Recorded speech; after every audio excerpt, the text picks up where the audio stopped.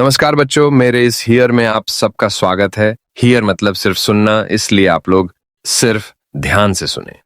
तो आज हम सुनेंगे कक्षा 12 से हिंदी का यह पाठ, भारत रत्न विश्वेश्वरैया, जिनके लेखक हैं डॉक्टर बालशौरी रेड्डी।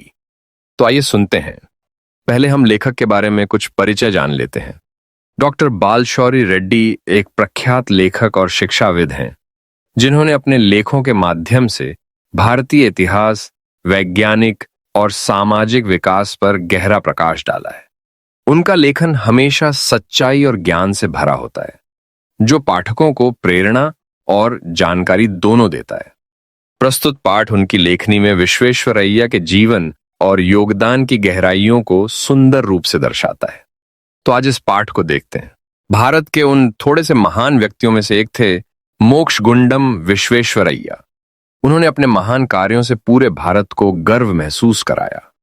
उनका जन्म 15 सितंबर 1861 को मैसूर राज्य के कोलार जिले के एक छोटे से गांव मुद्देनहल्ली में हुआ था।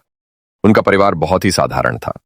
उनके पिता संस्कृत के विद्वान थे, परंतु जब विश्वेश्वरैया बहुत छोटे थे तभी उनके पिता का देहांत हो गया।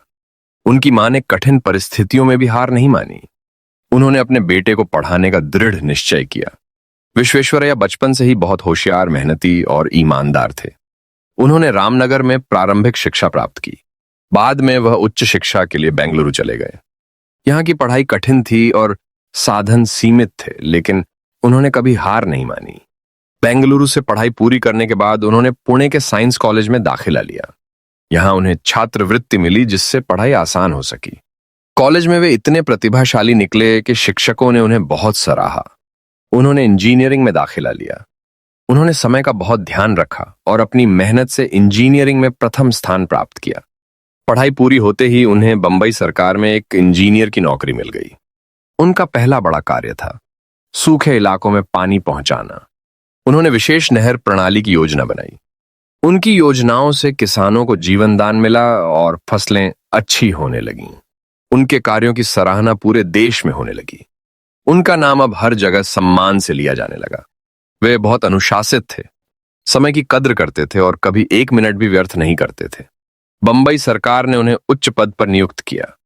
इसके बाद उन्होंने कई बांधों, पुलों और सड़कों का निर्माण करवाया। उन्होंने आधुनिक इंजीनियरिंग तकनीकों का उपयोग किया, जिससे बहुत से इलाके लाभान्वित हुए। बाद में उन्हें मैसूर राज्य का दीवान नियुक्त किया गया। यह एक बहुत सम्मानित पद था। दीवान बनने के बाद उन्होंने शिक्षा, स्वास्थ्य, उद्योग जैसे क्षेत्रों में बहुत सुधार किए। उन्होंने मैसूर विश्वविद्यालय, पुस्तकालय, अस्पताल और कारखानों की स्थापना की। उनके नेतृत्व में मैसूर राज्य विकास की ओर तेजी से बढ़ा। उन्होंने बाढ़ नियंत्रण के लिए योजनाएं बनाई, जिससे हजारों लोगों की जान बची। उनकी सबसे बड़ी विशेषता थी ईमानदारी और देशभक्ति। वे अपने स्वार्थ से ऊपर उठकर देश के लिए जीते थे। उनके कार्यों से देश में आत्मनिर्भरता आई और लोगों में प्रेरणा जगी।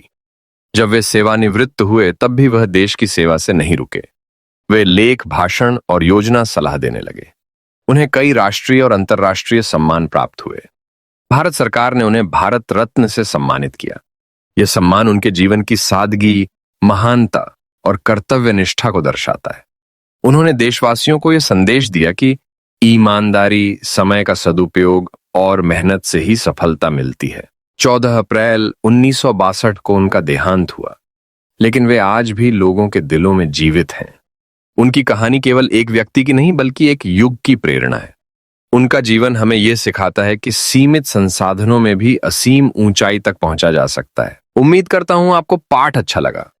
जाते जाते इस वीडियो को लाइक और शेयर करें और चैनल को सब्सक्राइब करके बेल आइकन को दबाएं और ऑल पर सेट करें, ताकि मेरी कहानियां सबसे पहले आप तक पहुंचें। चलिए फिर मिलते हैं। धन्यवाद।